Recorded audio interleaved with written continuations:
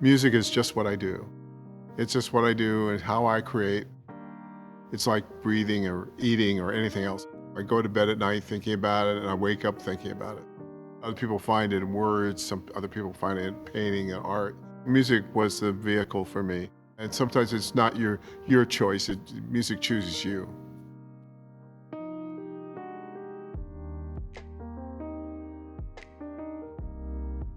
Composing to me, a lot of times starts with the words.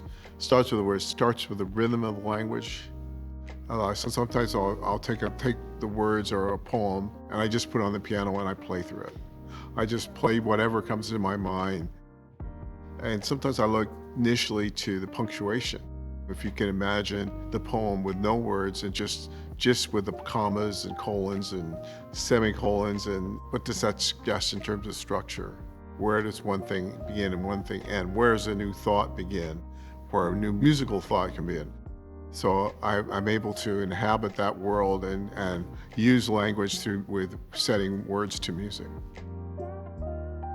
Instrumental music's a little different because then I think I have to think more abstractly.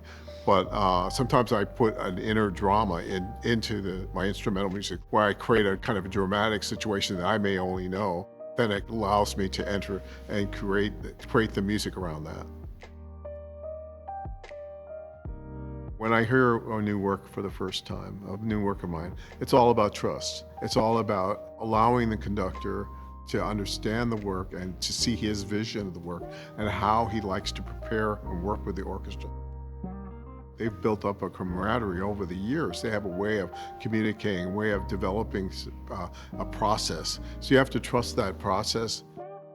I realize, when people are sight reading or the first time they're playing music, that it's going to be not exactly what you want. But it's exciting to see that process of it come together and they realize what the piece is.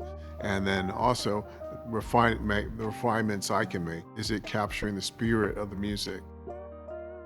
I love working with the Cincinnati Symphony. And Louis is a fantastic person to work with, great person, incredible collaborator.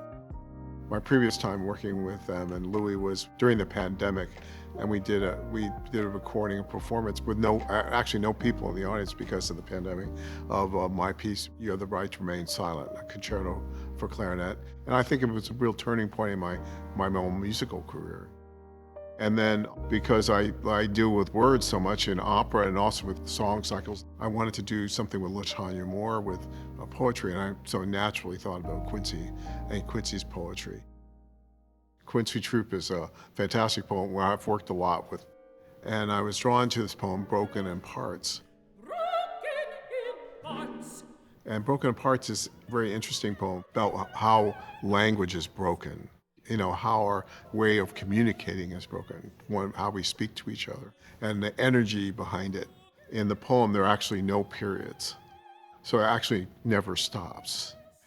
Maybe think about longer phrases for the voice, but also where the breaks are, where the breath is, where the orchestra can interplay with the voice.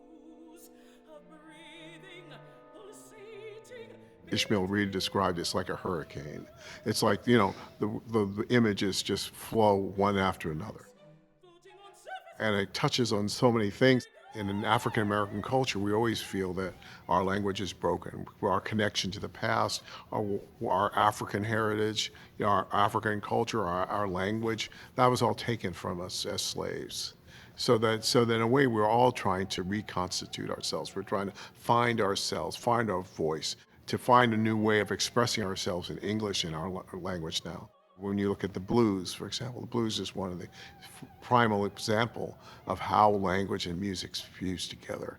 We found our tongues again. We found our way to express ourselves, the way to express our emotions, the way to be intimate, express our love. All those things, the parts of language have to be sewn together again. And it's sewn together and fused together through music. So it works on many levels, a kind of profound level, to how we can make meaning of the world.